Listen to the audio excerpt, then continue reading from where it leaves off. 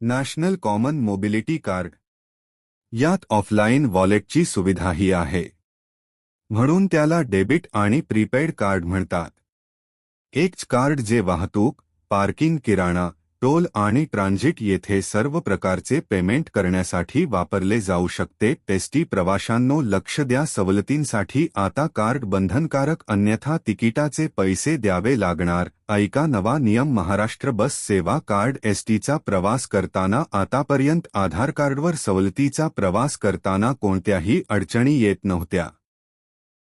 मात्र एसटी महामंडळाने NCMC card प्रवाशांसाठी आणले आहे. आधार कार्ड किंवा साधे ओळखपत्र दाखवून निम्म्या तिकिटात प्रवास करणाऱ्या महिला आणि 100% सवलतीचा आनंद घेणाऱ्या ज्येष्ठ नागरिकांना आता सवलतीच्या प्रवासासाठी national common mobility card NCMC card अनिवार्य करण्यात आले आहे.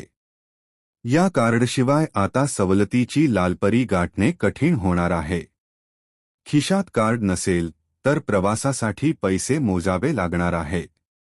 त्यामुळे सुरुवातीला तरी प्रवाशांना त्रास सहन होणार आहे.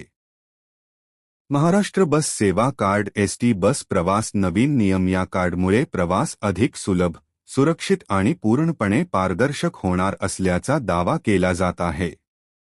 कॅशलेस प्रवासाला चालना देणे हा यामागचा मुख्य उद्देश आहे. प्रवाशांना सुविधा की मनस्ताप होणार याकडे सर्वांचे लक्ष आहे. हे कार्ड बसस्थानक ठिकाणी व 3000 एजंट यासाठी आहेत. सर्वांनी आपल्या जवळचा बस स्थानकशी संपर्क करायचा आहे. प्रशासनाने हा निर्णय पारदर्शकतेसाठी घेतला असला तरी ग्रामीण भागातील चित्र मात्र वेगळे आहे. रांगेत उभे राहून कार्ड काढणे, ते वेळेवर रिचार्ज करणे आणि तांत्रिक अडचणी हाताळणे यामुळे ग्रामीण महिला व ज्येष्ठ प्रवाशांची मोठी ससेहोलपट होणार आहे. केवळ आधार कार्डवर मिळणारी सवलत आता इतकी किचकट का केली, असा संतप्त सवाल आता प्रवाशांकडून उपस्थित केला जात आहे. असे वापरायचे कार्ड प्रवाशांना एनसीएमसी कार्डसाठी 199 रुपये मोजावे लागणार आहेत.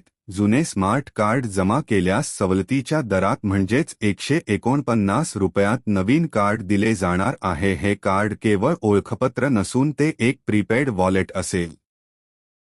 यामध्ये किमान 100 रुपयांचा बॅलन्स ठेवणे बंधनकारक असून प्रवाशांना 50 रुपयांच्या पटीत ते रिचार्ज करता येईल. आशा आहे तुम्हाला आम्ही दिलेली माहिती समजली असेल.